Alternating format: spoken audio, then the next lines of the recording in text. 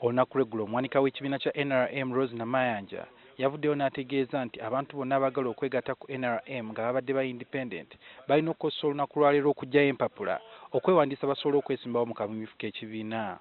Ekirala nti tumanyi tulina bamemba abajja nga ba independent, wabaddewo ennongoosereza mu ssemateeka eyakolebwa mu parliament era nga ne president yamaze ddo giteekako omukono.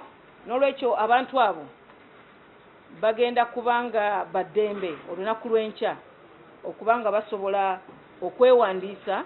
Olunaku lwa leero tutuusewo ku kitebe kya NRM ekyokulondesa okulaba oba bali abasobodde okuggyayo empapula kyokka tewali alabiseeko.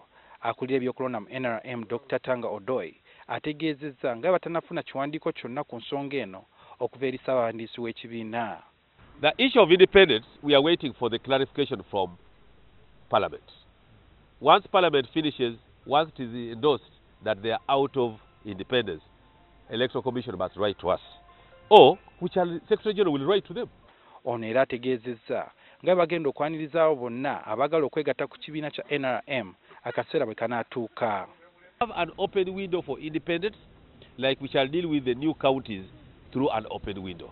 Once they are accepted to join the party, we cannot leave them out. We cannot. Let them not worry.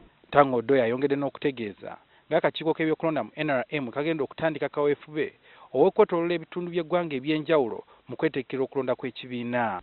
So we are starting that process. We started with Northern Uganda, Eastern. Tomorrow we are in Western. Western is our key area of interest. For one thing, it has a very many hot spots for conflict. It has many areas. You go to Rukungiri, you go to Kabale, you come to Mbarara, you come to Bushenyi. Olunaku lwa leero banna NRM lwe batandise okukebera amannya gaabwe ku nkalala z'abalonzi oluvannyuma lw'okutimbibwa mu bitundu by'eggwanga eby'enjawulo. Suhail Mugabi, NTV, ku ssaawa emu.